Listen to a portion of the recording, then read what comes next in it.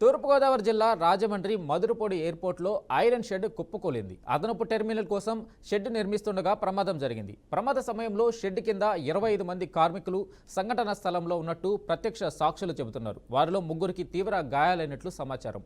వారిని చికిత్స నిమిత్తం ఆసుపత్రికి తరలించగా ఒకరి పరిస్థితి విషమంగా ఉన్నట్లు తెలుస్తుంది. మరోవైపు మీడియా లోపలికి రావద్దంటూ ఎయిర్పోర్ట్ సిబ్బంది అడ్డుకున్నారు.